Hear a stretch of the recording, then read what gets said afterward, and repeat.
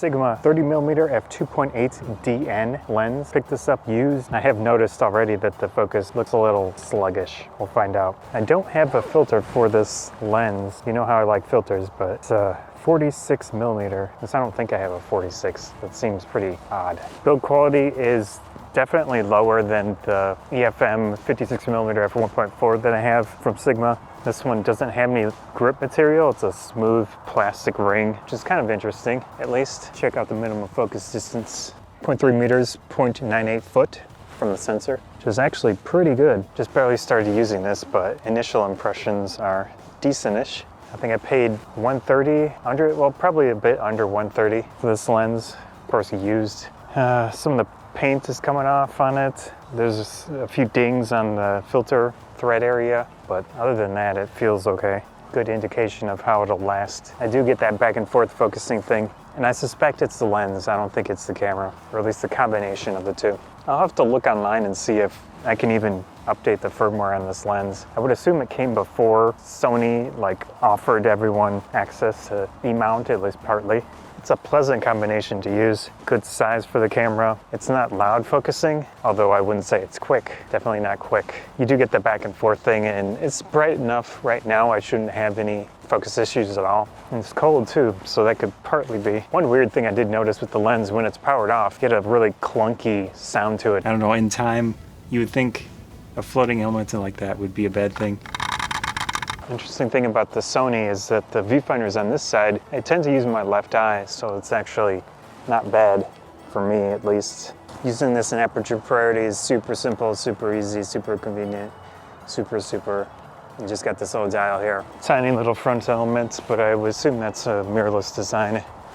Usually they have the bigger back element, smaller front element, which is good because the size tends to be smaller in that case. Did come with a hood, which was nice. I wasn't expecting that. Not too many companies contact me about checking out their equipment, especially not the big companies. So in that case, I try to buy cheaper stuff to mess around with, make videos on. I feel about as slothy as this lens is with focusing right now due to the cold. Not totally sure. It could be the combination of the A6000. It's a little on the old size these days. Let's take a look at the specifications of this lens. I believe it's discontinued as far as I could tell. 30mm f2.8 DN Art is the one that I have. There is a previous version as well. 7 elements in 5 groups. Angle of view on E-Mount is 50.7 degrees. So maybe they improved on the previous one. 7-bladed aperture, rounded f22 minimum aperture. Do some focus and recompose. Don't do that very often these days, which is good. Definitely a technique that was based on the times and the equipment, the technology. I used to use it a lot with D600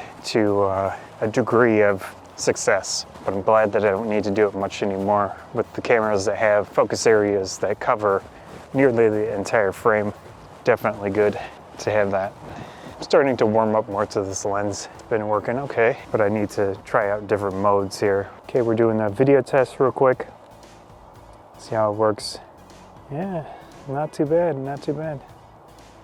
A little slow, but it could be the camera. Is this any good for vlogging? As far as I can get it, arm's length.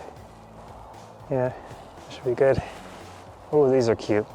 Look at those little mushrooms.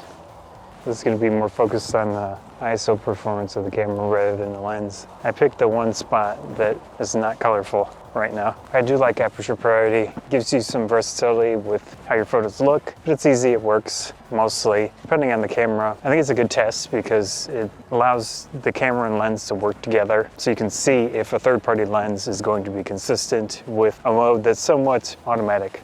If you do full manual, you don't care about anything else, you could probably have a wider range of lenses to choose from. Gotta love that sun coming in like that.